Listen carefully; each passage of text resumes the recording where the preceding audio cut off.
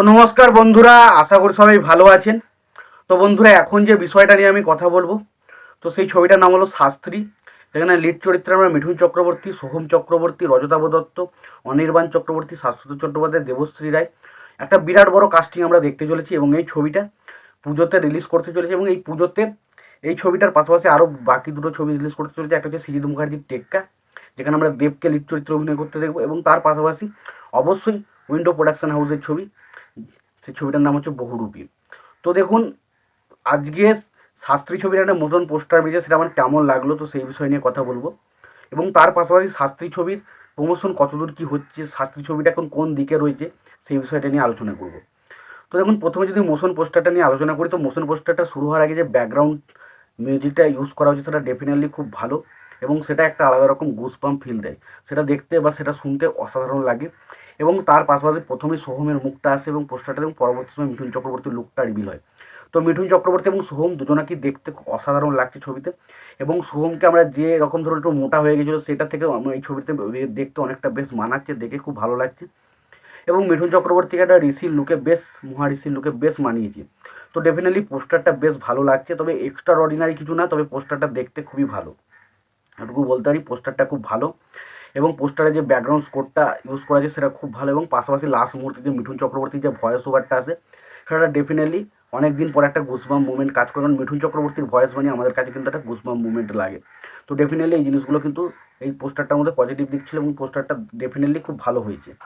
তবে একটা বিষয় নিয়ে আমি দেখতে পাচ্ছি যে দেখুন, শাস্ত্রী ছবিটা মানে পুজোতে এসে এখনও পর্যন্ত যদি আমরা পুরোপুরি বিচার হিসাবে দেখি যে যে তিনটে ছবি রিলিজ করছে, সেই তুলনায় কিন্তু শাস্ত্রী ছবিটা অনেকটা পেছিয়ে রয়েছে। তার কারণ আমি বলি, হ্যাঁ, শাস্ত্রী ছবির একটা অডিয়েন্স বেশ কিছুটা রয়েছে, আমি বুঝতে পারছি। কারণ যখন সেটা নিয়ে ভিডিও বানিয়ে কথা বলি, তাহলে বুঝতে পারছি সেখান থেকে কিন্তু অডিয়েন্স রয়েছে।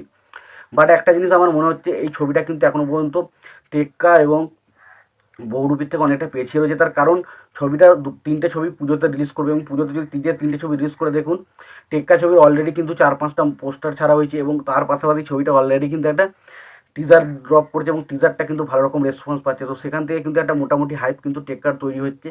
পোস্টারগুলো সেইভাবে হাইপ তৈরি করতে পারেনি, কিন্তু টিজারটা আসার পর থেকে কিন্তু একটা হালকা হাইপ তৈরি করছে। এবং আমরা যদি দেখি উইন্ডো প্রোডাকশন হাউস, তারা কিন্তু অনেক দিন ধরে তাদের পোস্টারগুলো পরপর দিতে থাকছে। এবং তার পাশাপাশি তারা একটা অ্যানাউন্সমেন্ট টিজার এবং একটা 1 মিনিট 45 সেকেন্ডের একটা কিন্তু টিজার ছেড়েছিল। সেই টিজারটা কিন্তু চরম চরম হয়েছে, মানুষ পর্যন্ত প্রচণ্ড প্রশংসা কুড়িয়েছে টিজারটা দেখে। এবং পাশাপাশি তারা কিন্তু একটা গান নিয়েও চলে এসেছে। তো তারা কিন্তু প্রমোশনের কোনো জায়গায় কোনো রকম খামতি রাখছে না।